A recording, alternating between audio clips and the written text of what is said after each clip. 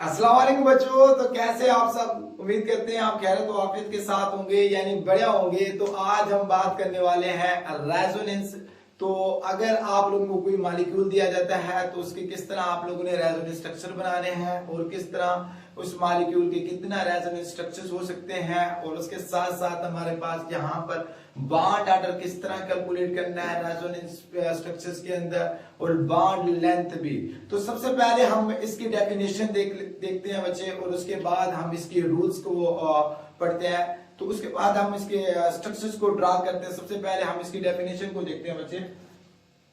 तो रेजोनेंस हमारे पास क्या होता है? रेजोनेंस की डेफिनेशन हमारे पास होती है when A molecules can not be represented by, जब हम किसी मॉलिक्यूल्स को रिप्रेजेंट ना किए जा रहा हो किसके जरिए, can not be represented by single linear structure, मतलब कि ऐसा हमारे मॉलिक्यूल जिसको रिप्रेजेंट ना किया जा रहा हो किस बाय सिंगल लीनियर स्ट्रक्चर से, तो लेकिन उसकी जो character but it's characteristic properties can be describe two or more, लेकिन जो इसकी कैरेक्टरिस्टिक प्रॉपर्टीज को डिस्क्राइब किया जाता है दो या दो से ज्यादा हमारे पास किसमें, हमारे पास स्ट्रक्चर्स में हमारे पास describe by two or more than two structures. ठीक है, तो हमारे पास जो एक्चुअल स्ट्रक्चर्स होता है वो हमारे पास क्या कहलाता है? इसका actual structure is said to be resonance hybrid. जो हमारे पास एक्चुअल स्ट्रक्चर्स होगा वो हमारे पास क्या कहलाएगा? रेजोनेंस हैब्राइड कहलाएगा of these structures and different individual structures. और जो मुख्तलिफ हमारे पास इंडिविजुअल स्ट्रक्चर्स बनेंगे वो हमारे पास क्या होंगे?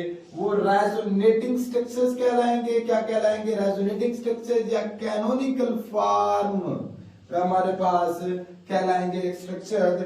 यानी हमारे पास अब रेजोनेंस की डेफिनेशन क्या होगी बच्चे? हमारे पास है जब मॉलिक्यूल्स को can not be represented by single linear structure, यानी जब हम किसी मॉलिक्यूल को सिंगल लीनियर स्ट्रक्चर्स की मदद से एक्सप्लेन नहीं कर सकते, लेकिन उसकी जो हमारे पास वो कहता है हमारे पास बट लेकिन उसकी जो कैरेक्टरिस्टिक प्रॉपर्टीज होती है वो हमारे पास डिस्क्राइब बाय टू और मोर देन टू स्ट्रक्चर्स, लेकिन जिसकी जो कैरेक्टरिस्टिक प्रॉपर्टी दो या दो से ज्यादा स्ट्रक्चर, लेकिन जो एक्चुअल जो स्ट्रक्चर्स होता है वो हमारे पास क्या कहलाता है? रेजोनेंस हैब्राइड ऑफ स्ट्रक्चर्स कहलाता है। और हमारे पास जो डिफरेंट स्ट्रक्चर्स बनते हैं उन्हें हम क्या बोलते हैं? रेजोनेटिंग स्ट्रक्चर्स, या हमारे पास कैनोनिकल फॉर्म स्ट्रक्चर्स कहलाते हैं। तो ये हमारे पास जो प्रोसेस होता है, फिनोमिना होता है, उसे हम क्या बोलते हैं? रेजोनेंस बोलते हैं। क्या बोलते हैं बच्चे?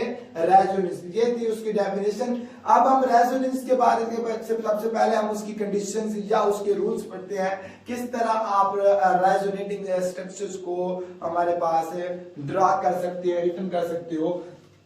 तो सबसे नंबर 1 पर हमारे पास इसकी जो कंडीशंस आ जाती है वो हमारे पास क्या आ जाती है? रूल्स है कि जो contributing structures should have the same position of atom, यानी जो कंट्रीब्यूशन में हमारे पास जो ऐसा स्ट्रक्चर जो कंट्रीब्यूट हो रहा हो, कंट्रीब्यूशन में should have the same position of atom. हमारे पास जो कंट्रीब्यूशन हमारे पास क्या हो? Same position of atom. Contributing structures को should have same position of atom, जो एटम की सेम पोजीशन ऑफ एटम। उसके बाद हमारे पास लेकिन दिस शुड डिफर ओनली, जो contributing structure should differ only in the position of electrons, लेकिन डिफर कब होना चाहिए? डिफरेंट हमारे पास डिफरेंट कब होना चाहिए? In the position of electrons. किसमें? Position of electron. तो बच्चे यहाँ पर अगर हमारे पास यहाँ पर सेकंड अगर पॉइंट की बात करते हैं तो कहता है कि contributing structures should have nearly same energy. जो कंट्रीब्यूटिंग स्ट्रक्चर्स की हमारे पास जो एनर्जी होती है वो हमेशा क्या होनी चाहिए? शुड हैव नियरली, तकरीबन सेम होनी चाहिए। और उसके बाद नंबर 3 पर हमारे पास आता है जो contributing structure should have same number of unpaired electrons, यानी हमारे पास क्या हो? Same number of unpaired electrons हो। क्या हो? Same number of unpaired electrons. किसमें? कंट्रीब्यूटिंग स्ट्रक्चर्स में। ठीक है। The contributing structure should have the same number of unpaired electrons। इसी तरह हम 4 पॉइंट की बात करते हैं तो हमारे पास क्या आ जाता है, जो contributing structure should have the negative charge on electronegative atom and positive charge on electropositive atom। यानी हमारे पास वो कहते हैं the contributing structure should have the negative charge, जो हमारे पास क्या हो, नेगेटिव चार्ज रखे किसके ऊपर, हमारे पास इलेक्ट्रोनेगेटिव एटम, और positive charge on electropositive atom के ऊपर। फॉर एग्जांपल जैसे कि हमारे पास फॉर HCl यहाँ पर मिसाल दी है मैंने कि for HCl the following 3 structures are possible. तो हमारे पास यहाँ पर HCl है जिसके 3 पॉसिबल स्ट्रक्चर्स हमारे पास हो सकते हैं। तो यहाँ पर है हमारे पास नंबर 1 है, ये स्ट्रक्चर है, नंबर 2 और नंबर 3। अगर स्ट्रक्चर 3 की बात करते हैं तो वो हमारे पास जो स्ट्रक्चर 3 है इज रिजेक्टेड। क्यों? क्योंकि इसके हमारे पास बिकॉज जो हमारे पास यहाँ पर इन HCl हमारे पास third structure is rejected because in हमारे पास द इलेक्ट्रोपॉजिटिव एटम कंटेन हमारे पास नेगेटिव चार्ज, व्हाइल जो electronegative atom contain electropositive charge which is impossible. ठीक है, इस वजह से जो स्ट्रक्चर्स होता है ये हमारे पास रिजेक्ट किया जाता है। कौन सा हमारे पास, थर्ड स्ट्रक्चर्स। अब उसके बाद हमारे पास आ जाती है यहाँ पर एग्जांपल के बाद, अब 5 इसकी अगर रूल्स को पढ़ते हैं, 5th रूल्स को पढ़ते हैं, या हमारे पास जिसको हम क्या बोलते हैं 5th कंडीशन को पढ़ते हैं, वो कहता है contributing structure in contributing structure like charges, यानी हमारे पास same charges like charges, same charges should not reside on the adjacent atom। वो कहता है कि हमारे पास कंट्रीब्यूटिंग स्ट्रक्चर्स में जो चार्जेस हैं वो हमारे पास सेम नहीं होना चाहिए किसके, एडजेसेंट एटम के ऊपर, साथ साथ वाले एटम। जिस तरह हमारे पास यहाँ पर फॉर एग्जांपल है, मैंने एक यहाँ पर स्ट्रक्चर दिया है। अब देखो ये जो हमारे पास है एक दूसरे के क्या है, हमारे पास एडजेसेंट एटम है, तो इन दोनों के ऊपर क्या है, हमारे पास सेम चार्जेस हैं। तो यही कहता है कि हमारे पास वो कहता है कि contributing structure like charges should not reside on the adjacent atom. तो एक जैसे हमारे पास जो चार्ज रखने वाले हमारे पास हो एटम को नहीं रखा जाता, लेकिन डिफरेंट हो हमारे पास वो कहता है। अब देखो यहाँ पर सेम चार्ज नेगेटिव है, यहाँ पर सेम पॉजिटिव चार्ज है, विच इज हमारे पास क्या है, इम्पॉसिबल हमारे पास स्ट्रक्चर बनेगा। तो जिसकी वजह से जो कंट्रीब्यूटिंग स्ट्रक्चर्स में हिस्सा नहीं लेगा। और इसी तरह विकास, क्योंकि आप लोगों को पता है कि जो same charges repel to each other, इन हमारे पास लाइक जिस तरह हमारे पास negative charge repel to each other और पॉजिटिव चार्ज हमारे पास रिपेल टू ईच अदर। तो बच्चे अब उससे पहले आप लोग इस चीज का भी स्क्रीनशॉट ले लें, ठीक है, और उसके बाद इस चीज का भी स्क्रीनशॉट ले लें। तो उसके बाद हम इसके मॉलिक्यूल्स के, हम कुछ मॉलिक्यूल्स को ड्रा करते हैं, किस तरह उनके रेजोनेटिंग स्ट्रक्चर हो सकते हैं, किस तरह उनके बॉन्ड है, बॉन्ड ऑर्डर मालूम कर सकते हैं, किस तरह बॉन्ड लेंथ। तो सबसे पहले इनको आप स्क्रीनशॉट ले लें बच्चे।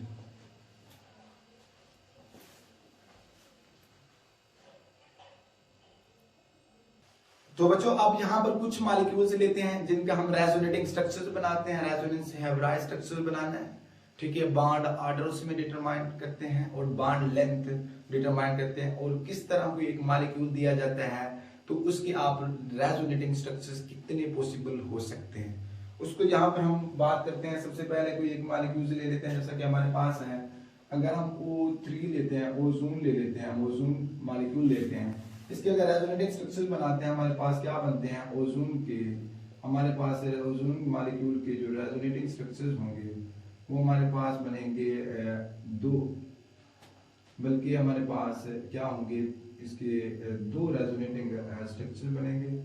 क्या बनेंगे, 2 रेजोनेटिंग स्ट्रक्चर बनेंगे। तो यहाँ पर क्या होगा, अगर ये हमारे पास है, क्योंकि डीलोकलाइज पाई इलेक्ट्रॉन्स होंगे, ठीक है, तो यहाँ ये हमारे पास इधर शिफ्ट होगा, तो ये बॉन्ड हमारे पास इधर शिफ्ट होगा, इसका हमारे पास क्या हो जाएगा, इस तरह हमारे पास इसके 2 पॉसिबल स्ट्रक्चर्स हो सकते हैं। हमारे पास कितने हो सकते हैं, 2 पॉसिबल स्ट्रक्चर इसके हो सकते हैं। अगर हम इसके अगर बॉन्ड लेंथ को देखते हैं तो हमारे पास जब ऑक्सीजन के दरमियान सिंगल बॉन्ड हो तो वो हमारे पास जो बॉन्ड लेंथ होती है बच्चे वो हमारे पास बॉन्ड लेंथ होती है तकरीबन 148 पिकोमीटर होती है, 148 पिकोमीटर होती है। अगर हमारे पास क्या हो कि हमारे पास ऑक्सीजन और ऑक्सीजन के दरमियान डबल बॉन्ड हो तो वो हमारे पास जो बॉन्ड लेंथ होती है इसकी बॉन्ड लेंथ हमारे पास है जिसको बोला जाता है बॉन्ड लेंथ, वो हमारे पास है तकरीबन हमारे पास होती है कि 121 पिकोमीटर होती है, 121 पिकोमीटर होती है। और इनके दरमियान जो हमारे पास रेजोनेंस हैब्राइड बनता है, ठीक है, रेजोनेंस हैब्राइड एक हमारे पास और हमारे पास ऑक्सीजन के दरमियान जो एक्चुअल में बॉन्ड लेंथ होती है वो हमारे पास क्या होती है, वो हमारे पास जब ऑक्सीजन और ऑक्सीजन के दरमियान हमारे पास क्या बनता हो, रेजोनेंस हैब्राइड बनता हो, तो ये तकरीबन हमारे पास इन दो के दरमियान में एग्जिस्ट करती है, तकरीबन नियर अबाउट होती है 128 पिकोमीटर होती है, ठीक है। इसका ये हमारे पास कौन सा था, कंट्रीब्यूटिंग स्ट्रक्चर्स, क्या कंट्रीब्यूटिंग स्ट्रक्चर्स, या हमारे पास जिनको हम बोलते हैं कंट्रीब्यूटिंग स्ट्रक्चर्स या रेजोनेटिंग स्ट्रक्चर्स, क्या हमारे पास रेजोनेटिंग स्ट्रक्चर, किसके हमारे पास रेजोनेटिंग स्ट्रक्चर्स या कंट्रीब्यूटिंग स्ट्रक्चर्स किसके, ओजोन के। कितने हैं पॉसिबल हैं हमारे पास, दो पॉसिबल हैं, कितने हमारे पास हैं, दो पॉसिबल हैं। और इसी तरह अगर हम इसका रेजोनेंस हैब्राइड बनाते हैं ओजोन का, तो रेजोनेंस हैब्राइड हमारे पास बच्चे ये होता है, रेजोनेंस हैब्राइड की बात करते हैं ओजोन के मॉलिक्यूल्स में, वो हमारे पास इस किस्म का हमारे पास जो पार्शियली लाइन हमारे पास ऑक्सीजन के दरमियान, तो इनके दरमियान जो बॉन्ड लेंथ होता है वो हमारे पास कौन सा होता है, 128 पिकोमीटर, इसके दरमियान 128 पिकोमीटर, ये हमारे पास कौन सा होगा, रेजोनेंस हैब्राइड,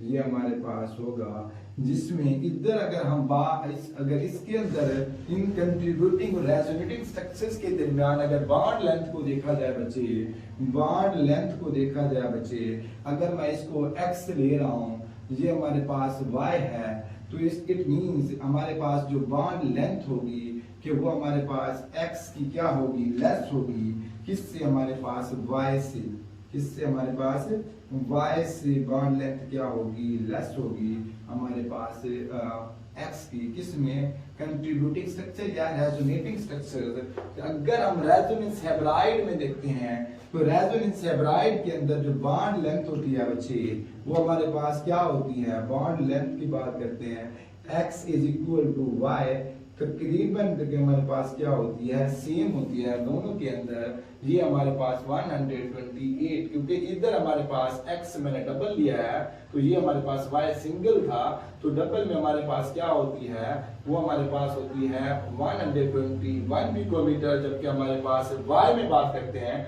148 पिकोमीटर है। तो अगर हम रेजोनेटिंग स्ट्रक्चर या कंट्रीब्यूटिंग स्ट्रक्चर की बात करते हैं तो x के अंदर हमारे पास बॉन्ड लेंथ ग्रेटर देन है y से। इसी तरह अगर हम रेजोनेंस हैब्राइड की बात करते हैं तो हमारे पास क्या है, सेम है। अब हम अगर बॉन्ड ऑर्डर इसमें से निकालते हैं, क्या निकालते हैं, बॉन्ड ऑर्डर, जो वेरी वेरी इंपॉर्टेंट है, आप लोगों को किस तरह बॉन्ड ऑर्डर निकालना है, जो एमसीक्यूज के तौर पर दिया जाता है एग्जाम में, तो आप हमारे पास इसी तरह कुछ शॉर्ट क्वेश्चन भी दिया जाता है। तो बॉन्ड एंगल, बॉन्ड ऑर्डर निकालने के लिए एक आपको फार्मूला बताता हूं, एक हमारे पास है फार्मूला होता है बॉन्ड ऑर्डर का निकालने का, बॉन्ड ऑर्डर निकालने का बच्चे, तो bond order is equal to हमारे पास क्या होगा, number of bond, the number of bond present between, the number of bond present between the two atom, number of bond present between the two atom in all resonating structures। हमारे पास क्या होगा बच्चे, यहाँ पर the number of bond present between the two atom in all resonating structure, और उसके बाद the number of number of resonating structure, हमारे पास रेजोनेटिंग स्ट्रक्चर। अब यहां पर बच्चे ये आप लोगों का क्या है, बॉन्ड ऑर्डर निकालने का फार्मूला। अब इसी तरह हम ओजोन के मॉलिक्यूल्स, बाकी मॉलिक्यूल्स की भी हमारे पास है, यहां पर बॉन्ड ऑर्डर निकालते हैं। तो बॉन्ड ऑर्डर क्या होगा, अब इसके लिए मैंने बोला यहां पर नंबर ऑफ बॉन्ड्स, तो present between the two atom, दो एटम, कोई भी नहीं। आप देखो दो atom in all resonating structure, आप देखो यहां पर कितने बने हैं, दो रेजोनेटिंग स्ट्रक्चर बने हैं। अब यहां से कोई भी दो आप लोग क्या ले, दो एटम ले लें, क्या आप लोग इसे आप सिलेक्ट कर लें, इस पहले हमारे पास लेफ्ट साइड से या इसको, ठीक है, जो भी, लेकिन सेम लोग सेम साइड जितने भी रेजोनेटिंग स्ट्रक्चर होंगे। अगर देखो यहां पर बच्चे मैं इस चीज को ले रहा हूं, अगर मैं इस चीज को लेता हूं, इन दो एटम को लेता हूं बच्चे, तो यहां पर इसके ये भी होगा और ये भी होगा, इधर भी हमारे पास यही भी होगा। ये सिर्फ समझाने के लिए आप लोगों को बच्चे लाइन लगा रहा हूं। तो यहां पर देखो ये हमारे पास जो मैंने दो एटम लिए हैं, अब इनके दरमियान नंबर ऑफ बॉन्ड्स देखते हैं। तो हमारे पास बॉन्ड ऑर्डर कैलकुलेट हो जाएगा। तो अब यहां पर बॉन्ड ऑर्डर हमारे पास कैलकुलेट हो जाएगा। तो यहां पर नंबर ऑफ बॉन्ड, आप देखो इन दो एटम के दरमियान कितने बॉन्ड हैं, दो हैं, कितने हैं, दो। तो हमारे पास क्या होगा, 2, और उसके बाद और भी है ना रेजोनेटिंग स्ट्रक्चर बच्चे, ये भी है हमारे पास। इस ऑक्सीजन ऑक्सीजन के दरमियान कौन सा बॉन्ड है, हमारे पास एक बॉन्ड है, सिंगल बॉन्ड है। तो ये हमारे पास क्या होगा, प्लस, और हमारे पास ओवरऑल तो कितने रेजोनेटिंग स्ट्रक्चर बने हैं, नंबर ऑफ रेजोनेटिंग स्ट्रक्चर्स कितने हैं, दो हैं। क्या होगा हमारे पास 2, यानी हमारे पास इसका जो बॉन्ड ऑर्डर होगा 3/2 होगा, या हमारे पास इसको 1.5 भी कहा जाएगा। अगर इसको मतलब के डिवाइड करके आप लोग आंसर निकालें तकसीम करके, तो हमारे पास जो बॉन्ड ऑर्डर होगा ओजोन के मॉलिक्यूल में क्या आएगा, 1.4 आ जाएगा। क्या आएगा, 1.4 आएगा। और अगर हम रेजोनेंस हैब्राइड के अंदर बचे, अगर हम बात करते हैं कि हमारे पास जो चार्ज की बात करते हैं, तो हमारे पास ये देखो, हमारे पास क्योंकि O3 इन ओजोन मॉलिक्यूल हमारे पास कंटेन 1 नेगेटिव चार्ज, एक नेगेटिव चार्ज है बिटवीन द टू एटम, दो एटम के दरमियान। तो इस वजह से इसके ऊपर जो हमारे पास चार्ज डिस्ट्रीब्यूशन होगी रेजोनेंस हैब्राइड के अंदर, वो क्या होगी, -1/2 होगा। क्या होगा, -1/2 होगा। क्या होगा, -1/2 होगा। तो बच्चे ये हमारे पास थे। इसी तरह आप लोग इसका स्क्रीनशॉट लें, उसके बाद हम नेक्स्ट इसको डिस्कस करते हैं। आप देखो मैं भी और एक मॉलिक्यूल लेता हूं, तो अब उसके हम रेजोनेटिंग स्ट्रक्चर्स बनाते हैं बच्चे। तो कितने हमारे पास, इसी तरह हमारे पास है, अगर मैं कार्बोनेट ले लेता हूं, क्या लेता हूं, कार्बोनेट ले लेता हूं, तो अब इसके हम अगर रेजोनेटिंग स्ट्रक्चर बनाते हैं तो बच्चे कितने होंगे हमारे पास, इधर हमारे पास क्या है, कार्बन है, तो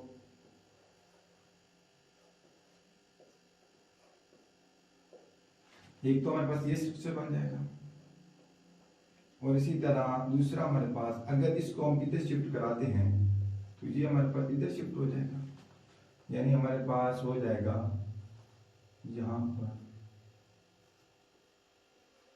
कार्बन कार्बन। अगर यहां पर अगर हम इसको इधर शिफ्ट कराते हैं तो ये हमारे पास क्या होगा, इधर शिफ्ट हो जाएगा। तो यहां पर हमारे पास क्या होगा,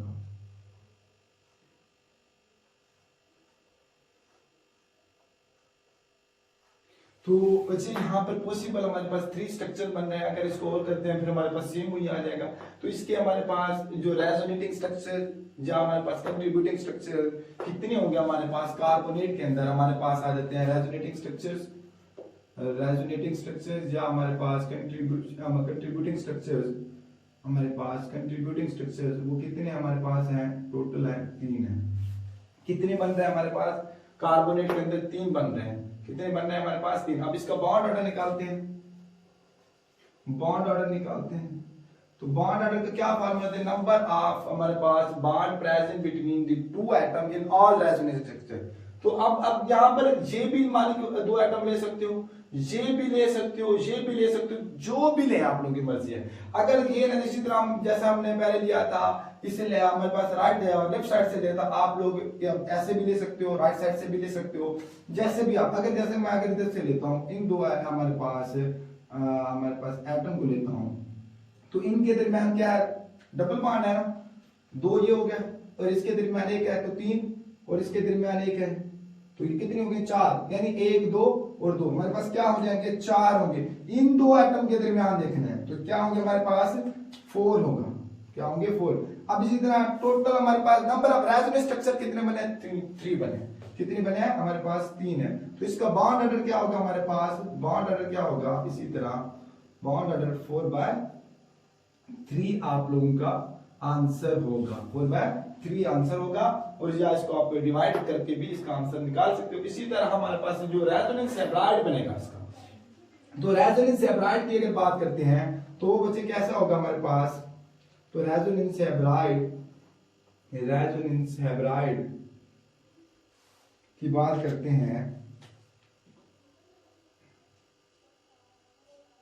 रेजोनेंस हेब्राइड की बात करते हैं, तो ये हमारे पास क्या होगा, रेजोनेंस हेब्राइड होगा, क्या होगा, रेजोनेंस हेब्राइड स्ट्रक्चर होगा। तो किसका, कार्बोनेट का, किसका हमारे पास, अगर इसके ऊपर हम हमारे पास आ जाती है, तो इनके अंदर जो बॉन्ड लेंथ होगी, इनके अंदर नहीं, इनके अंदर जो बॉन्ड लेंथ होगी रेजोनेटिंग स्ट्रक्चर के दरमियान, ये होगा हमारे पास एक्स होगा, ये वाई होगा, ये हमारे पास जी होगा, तो सभी क्या होंगे, इक्वल होंगे, सब क्या होंगे, रेजोनेंस में क्या होते हैं, इक्वल हो जाते हैं। इसी तरह अगर हम इसका बॉन्ड ऑर्डर बॉन्ड लेंथ, तो उसके बाद हम वैल्यू को हमारे पास चार्ज की हम वैल्यू करते हैं, मालूम करते हैं किसमें, रेजोनेंस हेब्राइड के अंदर। तो देखो हमारे पास कितने हैं, तो अगर हमारे पास इन कार्बोनेट हमारे पास जो 2 oxygen atom contain the negative charge, तो कितने हैं, 2 ऑक्सीजन एटम के ऊपर नेगेटिव चार्ज है जो डिस्ट्रीब्यूट होंगे 3 के ऊपर, तो इसका हमारे पास क्या आ जाएगा, वो हमारे पास जो चार्ज वैल्यू आ जाएगी हमारे पास -2/3 होगी, क्या होगी, -2/3 होगी, ये भी -2/3 होगी, बिकॉज क्योंकि हमारे पास हमारे पास इन CO3 कार्बोनेट हमारे पास कंटेन द 2 नेगेटिव चार्ज, हमारे पास किस पर, ऑक्सीजन एटम पर, विच डिस्ट्रीब्यूट इन हमारे पास किसमें 3 ऑक्सीजन एटम के दरमियान डिस्ट्रीब्यूट होगा, तो ये उसके ऊपर हमारे पास चार्ज की वैल्यू आ जाएगी। अब इसी तरह बच्चे हम और अगर हम लेते हैं कोई प्रैक्टिस करने के लिए, जैसा कि मैं लेता हूं यहां पर, अब फास्फेट ले लेता हूं, क्या ले लेते हैं, फास्फेट ले लेते हैं, तो उसके हमारे पास कितने स्ट्रक्चर्स होंगे, क्या होंगे, तो यहां पर है फास्फेट आयन, तो फास्फेट का हमारे पास स्ट्रक्चर कैसे होगा बच्चे, ये हमारे पास होगा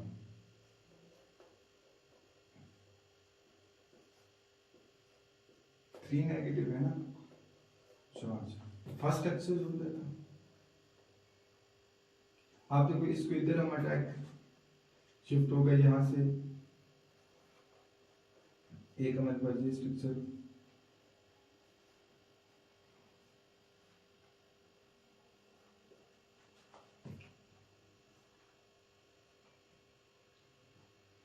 अब इसी तरह अगर हम क्या करते हैं, पहले देखो इधर की है ना, ये समझाने के लिए बता रहा हूं मुझे। आप देखो अगर मैं इस चीज को क्या करता हूं, ये नेगेटिव, अब इसको इधर ले आता हूं, ठीक है, और ये इधर शिफ्ट हो जाता है, तो क्या होगा, नेगेटिव,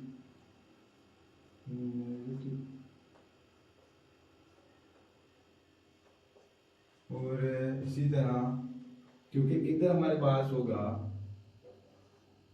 जी, तो यहां पर एक होगा हमारे पास बच्चे, तो ये हमारे पास होगा,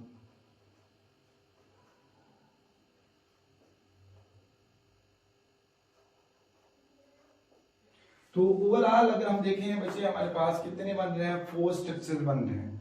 तो इसके रेजोनेंट स्ट्रक्चर हमारे पास कितने होंगे? फास्फेट के आयन में हमारे पास 4 होंगे। कितने होंगे? 4 होंगे फास्फेट के आयन में, यानी हमारे पास जो रेजोनेंट स्ट्रक्चर क्या होंगे? 4 होंगे। अगर हम इसका बॉन्ड ऑर्डर की बात करते हैं, बॉन्ड ऑर्डर, आप देखो यहाँ पर भी कोई एटम दो ले, the number of bond present between the two atom in all resonant structure और नंबर ऑफ रेजोनेंस। आप देखो हमारे पास कितने रेजोनेंट स्ट्रक्चर बने हैं? 1 2 3 4, हमारे पास 4 बने हैं। तो ये हमारे पास है 4। अब कोई भी हमारे पास दो एटम ले लें, ये वाले ले लें, ये वाले ले लें, जो भी आप लोगों की मर्जी है। अगर देखो अब इस तरह मैं अगर यहां से इस चीज को लेता हूं,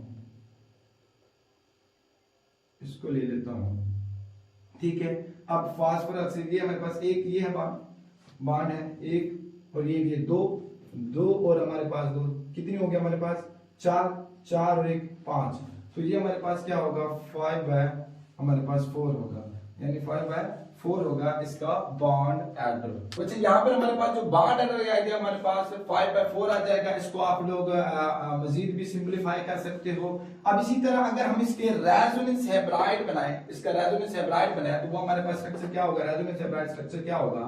तो बच्चे हमारे पास हो जाएगा ऑक्सीजन फास्फोरस ऑक्सीजन।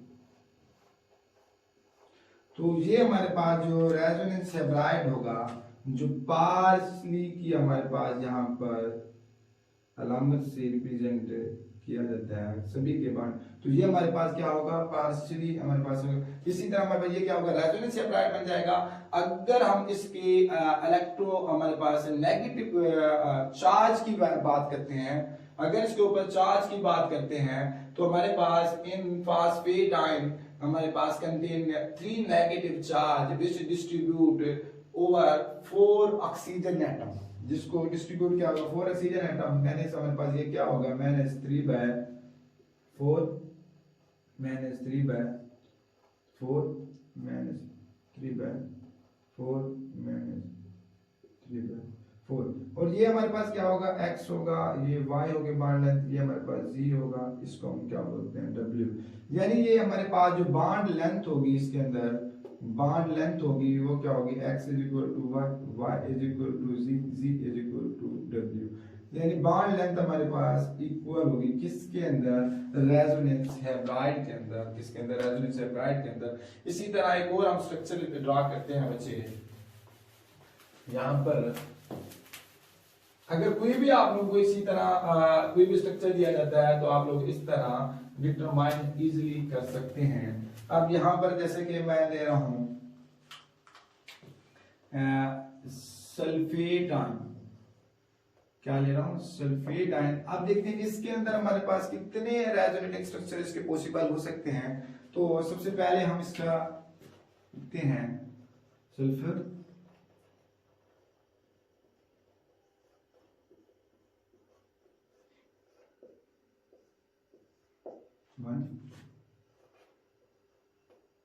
अब देखो इसका भी स्ट्रक्चर हमारे पास क्या होगा? ये इधर शिफ्ट होगा, ये इधर शिफ्ट होगा, ये इधर शिफ्ट होगा, ये इधर शिफ्ट होगा।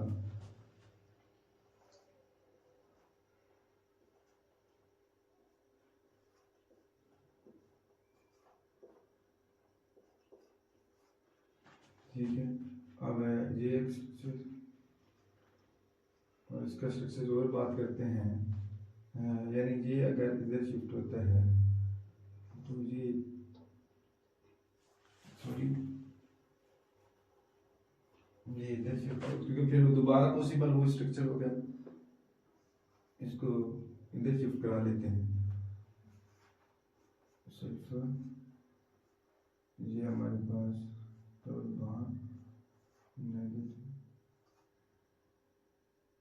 नेगेटिव, ठीक है। अब इसी तरह और भी इसका स्ट्रक्चर पॉसिबल है। कैसे होगा? यानी अगर हमारे पास है ये चीज, अगर ये चीज हमारे पास आ जाती है, इधर शिफ्ट होती है, तो ये हमारे पास इधर शिफ्ट हो जाएगा। यानी सल्फर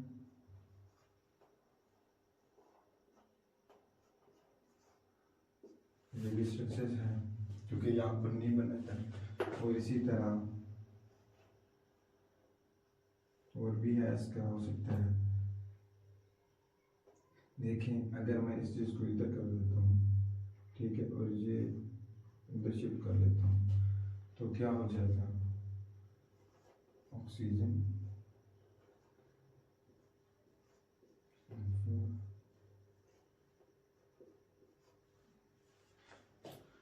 तो ये भी हमारे पास है स्ट्रक्चर्स हो गया। इसी तरह कोई भी इसका स्ट्रक्चर पॉसिबल है, कैसे है। अच्छा यहाँ पर देखें, अगर मैं इस चीज़ को इधर शिफ्ट कराता हूँ, ये चीज़ इधर शिफ्ट हो जाएगी, ठीक है। तो ये हमारे पास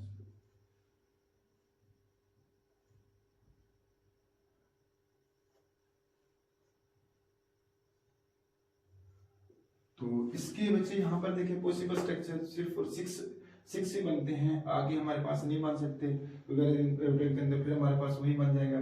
इसके आप लोग खुद भी ट्राई करके दिए, हमारे पास पॉसिबल कितने बन रहे हैं, 6 बन रहे हैं, 1 2 3 4 5 6। तो इसके जो रेजोनेटिंग स्ट्रक्चर्स हैं हमारे पास सल्फेट आयन के अंदर वो कितने 6 हैं। अगर हम इसकी बॉन्ड हमारे पास बॉन्ड ऑर्डर की बात करते हैं, किसकी बॉन्ड ऑर्डर देखते हैं, आप देखो the number of bond present between the two atom in all resonating structure। अब जो भी कोई दो एटम ले लो, क्या ले लो, कोई दो एटम ले लो, जिस तरह अगर मैं इनमें से अब इस चीज को लेता हूं, अब इस चीज को ले रहा हूं, चलो इन दो एटम, चलो अब नीचे से लेता हूं, यहां से हमारे पास, अब ये दो मैं एटम ले लो, ठीक है, ये इसके दरमियान 2 हैं और इधर क्या है, एक, कितने हो गए, 3 और 1 4, 4 1 5, 5 और 2, तो कितने हो गए, 7 और 2 9, यानी हमारे पास यहाँ पर क्या आएगा, 9 आएगा। तो उसके बाद हमारे पास पॉसिबल स्ट्रक्चर्स कितने हैं, वो हमारे पास नंबर ऑफ रेजोनेटिंग स्ट्रक्चर्स कितने हैं, वो 6 बने हैं। इनमें तो हमारे पास क्या आएगा, 9/6 आ जाएगा, या हमारे पास आएगा कि हमारे पास आ जाएगा 3/2, या हमारे पास क्या आएगा 3/2 आ जाएगा। किसका, हमारे पास बॉन्ड ऑर्डर आ जाएगा। अब देखो इसका रेजोनेंस हेब्राइड बनते हैं, सल्फेट आयन का रेजोनेंस हेब्राइड क्या होगा बच्चे, हमारे पास होगा सिंपल,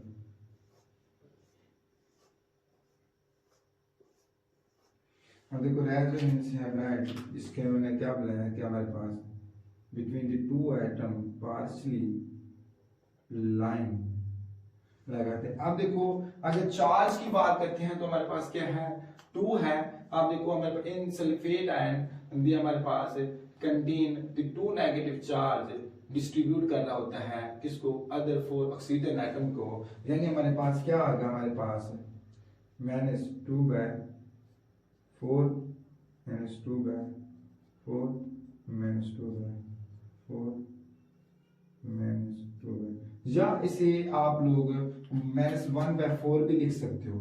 इसी सारे की जगह क्या होगा, -1/2 भी लिख सकते हो, ठीक है। ये हमारे पास क्या होता है, रेजोनेंस हेब्राइड स्ट्रक्चर्स है। इसी तरह बच्चे यहाँ पर मैं कुछ और दे रहा हूँ जी, आप लोगों ने खुद प्रैक्टिस करनी है, ठीक है। इसके आप लोगों ने ड्रॉ करके ये बताना है इसका बॉन्ड ऑर्डर क्या है और इसके रेजोनेटिंग स्ट्रक्चर्स कितने हो सकते हैं। तो यहाँ पर मैं आपको प्रैक्टिस के लिए कुछ दे रहा हूँ, यहाँ पर है एक दे रहा हूँ,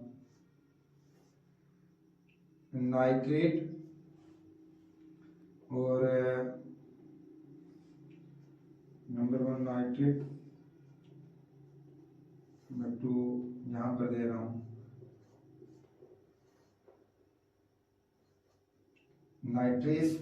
नाइट्रेट और हमारे पास है तीसरे पर जगह ले रहा हूँ, चलो CO2।